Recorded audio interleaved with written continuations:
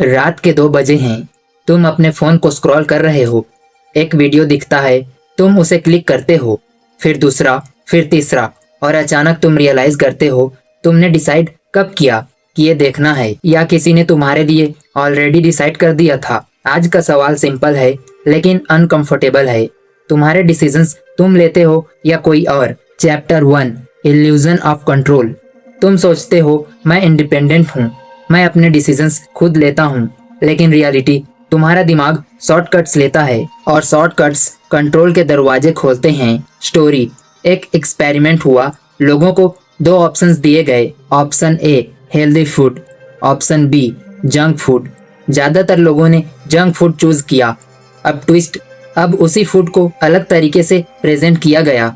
Healthy food को आई level पर रखा गया। 80% लोगों ने डिसीजन बदल दिया।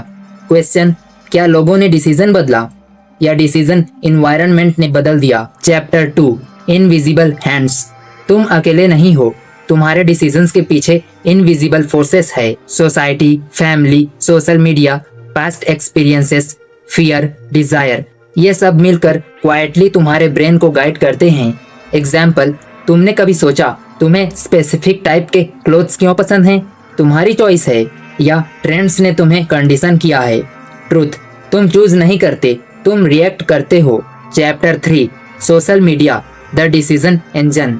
तुम स्क्रॉल करते हो लेकिन एक्चुअली तुम्हें स्क्रॉल करवाया जा रहा है। हर वीडियो, हर रील तुम्हारे पिछले बिहेवियर पर बेस्ड है। एल्गोरिदम तुम्हें तुमसे बेटर जानता है। वो जानता है तुम्हें क्या पसंद है, कब तुम वीक होते हो, कब तुम बोर्ड होते हो, कब तुम इमोशनल होते हो, और उसी मोमेंट पर वो तुम्हें वही दिखाता है जो तुम्हें रोक नहीं पाएगा। रिजल्ट: तुम सोचते हो मैंने ये वीडियो चूज किया, लेकिन सच तुम्हें चूज किया गया। Chapter 4, fear, the silent decision maker. तुमने कितनी बार कुछ करना चाहा लेकिन नहीं किया? जिम ज्वाइन करना, बिजनेस स्टार्ट करना, किसी से बात करना, तुमने एक्सक्यूज दिया, टाइमिंग सही नहीं है, लेकिन रियलिटी फियर ने डिसीजन लिया। फियर लाउड नहीं होता, वो विस्पर करता है, क्या होगा अगर फेल हो गए तो? लोग क्या सोचेंगे? तुम रेडी नहीं हो, और तुम मान लेते हो जैसे वो तुम्हारी अपनी वॉइस हो। Chapter 5, past programming. जब तुम छोटे थे तुम फियरलेस थे, तुम गाते थे, नाचते थे, लोगों की परवाह नहीं करते थे। फिर धीरे धीरे ऐसा मत करो, लोग हंसेंगे, शांत रहो, ये सेंटेंसेस तुम्हारे सबकॉन्शियस में इंस्टॉल हो गए।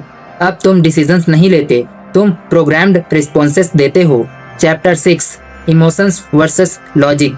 तुम सोचते हो डिसीजंस लॉजिक से होते हैं, लेकिन ट्रुथ 90% डिसीजंस इमोशंस लेते हैं। लॉजिक सिर्फ जस्टिफाई करता है। एग्जाम्पल: तुमने इम्पल्सिवली कुछ खरीदा, फिर खुद को कन्विंस किया ये यूजफुल है, लेकिन अंदर से तुम जानते थे डिसीजन इमोशन ने लिया था। Chapter 7, the biggest trap, default mode.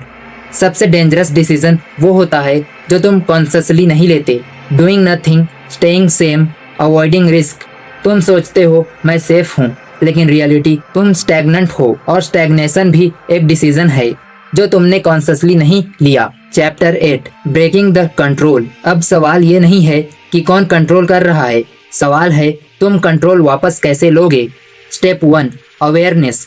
Her decision से पहले पूछो मैं ये क्यों कर रहा हूँ। Step 2, pause. Instant reaction equal external control, pause equal internal control. Step 3, question everything. क्या ये मेरी चॉइस है या इन्फ्लुएंस? Step 4, environment change. तुम इन्वायरमेंट बदलोगे तो डिसीजंस बदलेंगे। Chapter 9, real power. Real power ये नहीं है कि तुम डिसीजंस लेते हो, रियल पावर ये है कि तुम्हें पता हो कौन तुम्हारे डिसीजंस को इन्फ्लुएंस कर रहा है। जब तुम ये देख लेते हो तब तुम रिएक्ट नहीं करते, तुम चूज करते हो। अगली बार जब तुम कोई डिसीजन लो, छोटा या बड़ा, फोन उठाना, वीडियो क्लिक करना, किसी से बात करना, किसी चांस को इग्नोर करना, रुकना और खुद से पूछना ये मैंने डिसाइड किया है या मुझे डिसाइड किया गया है। क्योंकि जिस दिन तुमने ये समझ लिया उस दिन तुम्हारी लाइफ बदल जाएगी। कंट्रोल लेने से पहले ये समझना जरूरी है कि कंट्रोल अभी किसके पास है।